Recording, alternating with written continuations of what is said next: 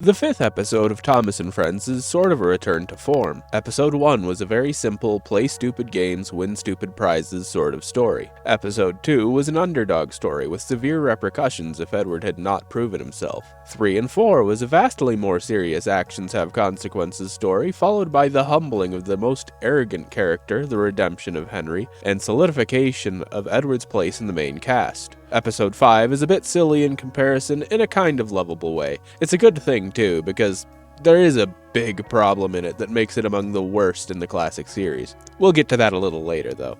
Timestamps on screen.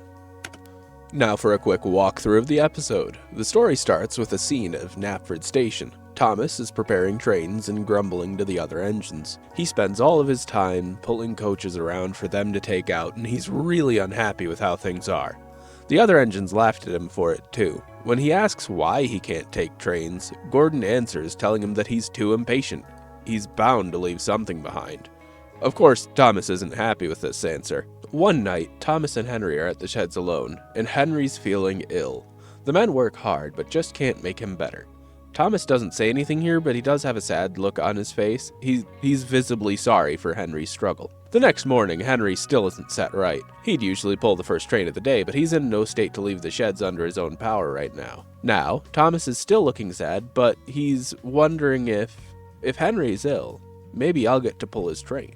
Thomas got the train ready and wanted to go around front and pull it. His driver tells him to be patient, but Thomas is busy not listening. He waited as people got in, but Henry never came. As it came closer and closer to time to leave, Thomas got more and more excited. When Sir Topham Hatt came out to see what was wrong, the station master told him about Henry. With Thomas being the only engine available to take the train, Sir Topham gives him the order. Thomas runs around front, very excited. So excited he couldn't be bothered to listen to his driver once again warning him to be patient. Thomas starts off fast. He didn't wait for a guard's whistle or to be coupled to the train, he just went. We don't actually get told what happened. The narrator directly says nobody knows what happened. As Thomas passed the first signal box, men waved and shouted at him. Thomas, of course, thought they were waving at him because he is just so important and cool. Eventually he came to a red signal though, and he had to stop. He whistled for the signalman, who came out and asked what he was doing here. "I'm pulling a train, can't you see?"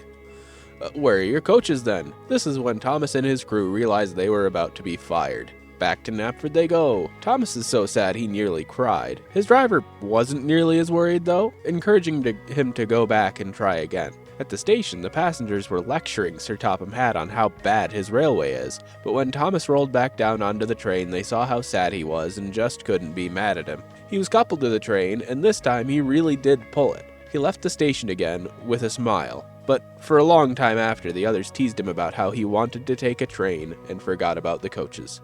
So, what do I think about it?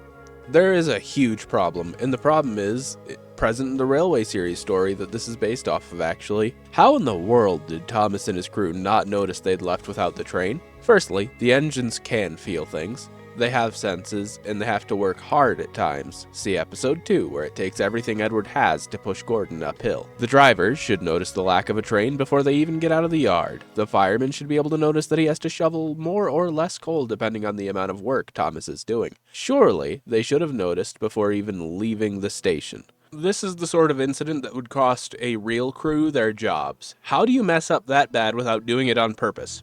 Aside from that, I do have a couple of good things to talk about. First, the episode starts with a shot of Knapford, with all the 3 railway engines sitting there smiling. It's a very possibly unintentional, but having them all in one place right after that two-parter is a good feeling anyway, isn't it? Perhaps an unintentional nod to how they all became good friends literally last week. Henry being sick also begins in this episode, and this does continue until the Flying Kipper. Thomas being worried about Henry is also really sweet, even if it's only for a moment. It's a reminder that, while he is a troublemaker, that's not all he is. He has dreams, and he does care for the other engines, even if they do pick on him a bit. The story knocked some sense into him and taught him some patience. He was not just a little embarrassed, he was genuinely sad when he realized his mistake. Thomas, along with basically every other character in this show, has to learn the hard way. Thomas wanting to get out of the yard really starts in this episode. He gets his wish, but it's tempered by a massive mistake, ruining the magic of the moment. Oh, and at the end, you get to see the cranes through the back of Knapford Station, showing you Knapford Harbor at the distance, and I think that's it.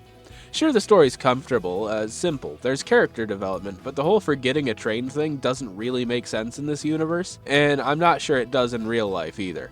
I poked around a little and I didn't find an incident like this anywhere on the internet.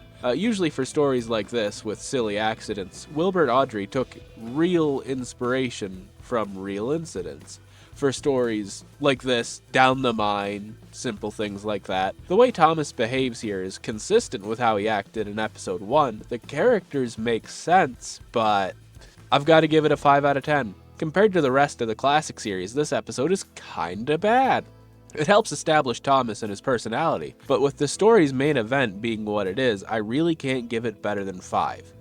Would be lower if it didn't still have the storybook feeling to it. I can't blame the producers of the show for this. This one's on you, Wilbert. There isn't really anything special about this episode. That doesn't mean I don't like it, but it just can't be on the same level as what came before. It feels almost blasphemous to say that it was bad, just because of how highly regarded the classic seasons are, but they can't all be gems.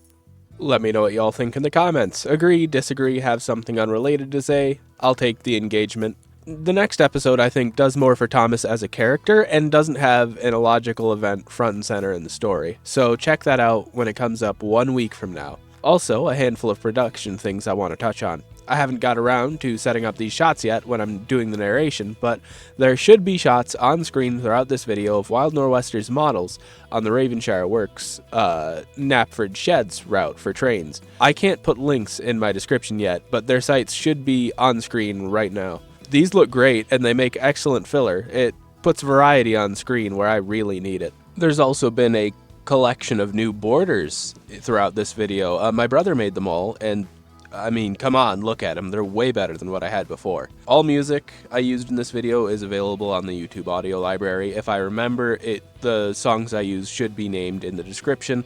And also, I'm sorry for the bad narration. I'm sick right now, but I would rather make the video than lay around being sad and miserable all day, you know? Anyway, hope to see y'all in the comments, or in the comments of the next video.